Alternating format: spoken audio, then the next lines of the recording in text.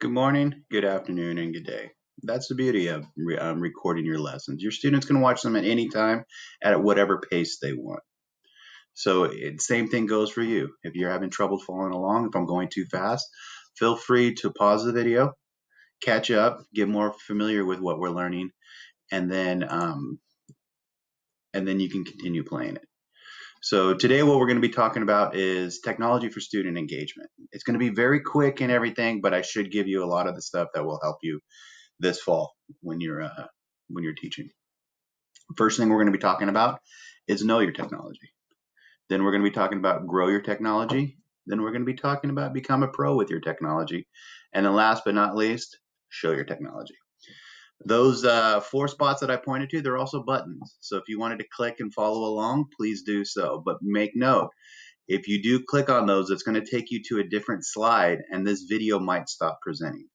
So if you want, open this video in another tab, press play, you'll have the volume, and then you can go back and forth. And for some of you that do have multiple screens or they know how to split your screens, you'll be able to watch the video and follow along at the same time. So enjoy.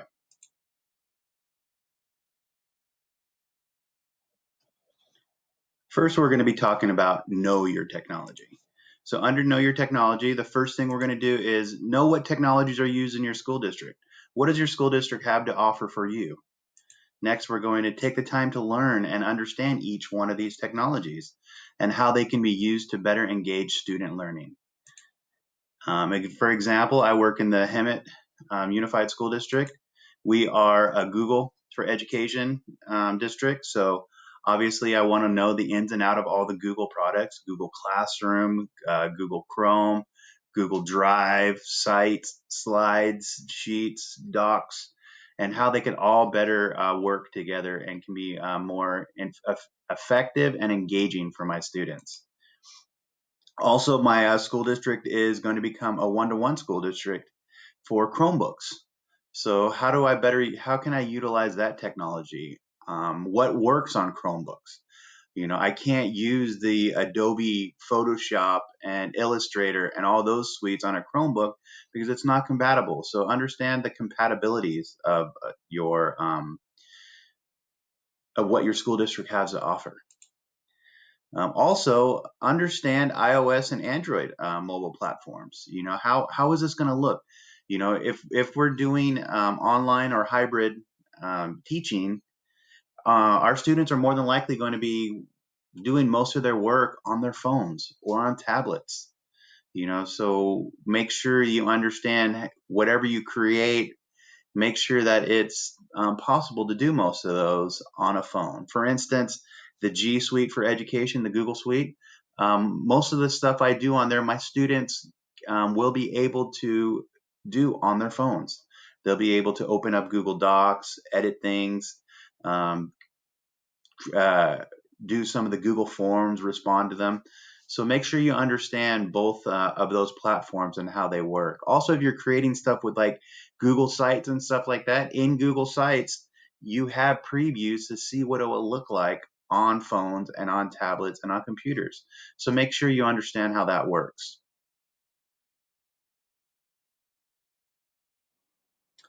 Next, we're going to be learning about grow your technology.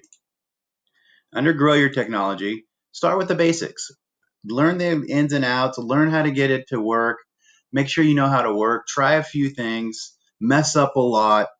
That's the only way we're going to learn, so start with the basic, watch some tutorials, read some tutorials, depending on what type of learner you are, but get to know how to get started with that technology. Don't be afraid to do it. Next, periodically learn a new technology. Once you've understood one technology, move on to another. Constantly be changing because that's the way the world is, and that's what we need to teach our student. The world is constantly changing. So we always need to periodically learn new technologies and never, ever stop learning, more and more. That's what we are. We're not only educators, but we're lifelong learners. And let's start to grow our technology.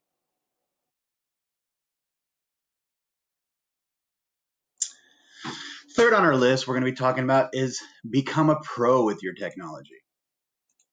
To become a pro with your technologies, find ways to utilize the technology to enhance student engagement. In order to do that, we need to, like we talked in our previous section, we need to know the basics. We need to know the ins and outs of how this technology works.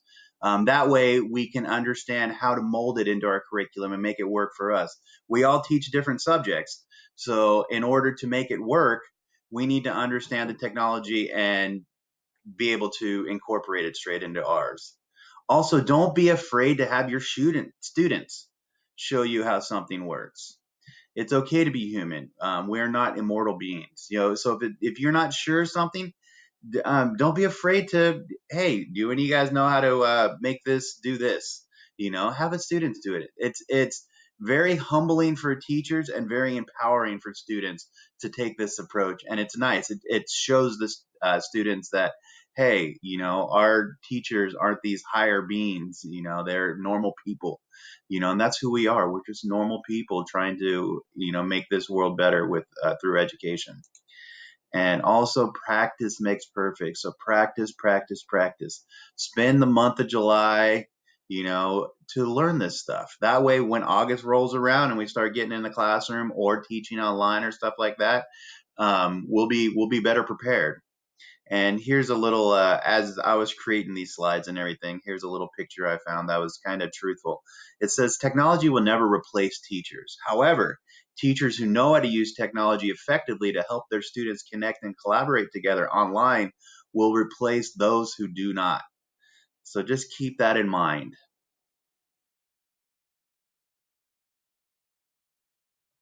Last but not least, we're going to be talking about show your technology.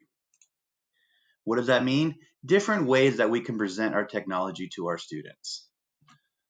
Screencastify. This is what I'm using right now to record this video that I'm creating for you. All these videos that I'm creating. You also have Screencast-Matic, another way of doing video capture. You have iMovie, video editing tools. These are this is an iOS, which is an Apple product. So you can do it on Macs, you can do it on iPhones, or you can do it on iPads. But iMovie is a wonderful video editing tool. So those first two are video capturing. And then these next two, which is iMovie and Now WeVideo, which I created this entire video with for this presentation. I've used iMovie in the past, but WeVideo is a great video editing tool that's online. It's free with some exceptions. They'll throw in the watermarks and things like that. But it's a good way. They also have time limitations, but it's a good way for your students to understand some easy and cheap solutions. Then you have YouTube. How do you present it? You can upload the videos to YouTube. YouTube is also a video editing tool, but very watered down. It's very simple. It only adds a few things, but you can blur images out. So if you have students that haven't signed or did not allow us to record them and they're accidentally in some videos, instead of having to reshoot the whole video or cut out a good scene or something like that, you could actually use blur, and you can do that in YouTube. But YouTube is a fantastic way to present things. And there you go. It's for upload and editing. Google Sites, create websites. Since the school district I work for, which is Hemet, is Google, a Google Education District. We use Google Sites, but there's many out there. There's Squarespace, there's Wix, or Wix, I think it is, Wix, excuse me. But there's different ways, different website creation and editing tools out there. But Google Sites is an easy one. It's free. It comes with the Google Applications for Education, or G Suite, they call it. And then also learn how to incorporate your stuff into your learning management system. So for instance, we use Aries at school. Aries is more just for the grading and for attendance and stuff like that. But we also use Google Classroom. The teachers are allowed to pick whatever they want, but we generally use Google Classroom since we are a Google district. But learn how to incorporate and show your technology to your students through those learning systems.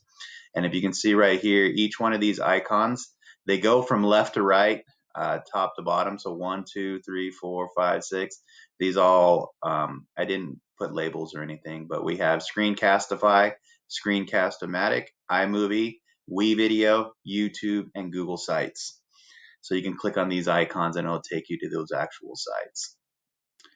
Well, that's it for my segment. I had a little bit of time to talk to you guys about technology for student engagement. I talked to you about knowing your technology, growing your technology, becoming a pro with your technology, and then also showing your technology. I wish I had more time to elaborate on those, but since we were in a little bit of time crunch to get these segments completed, you guys know how to get a hold of me. So if you guys have any questions on anything or wanted me to check out what you have to offer for your students this semester, I'll be more than happy to help.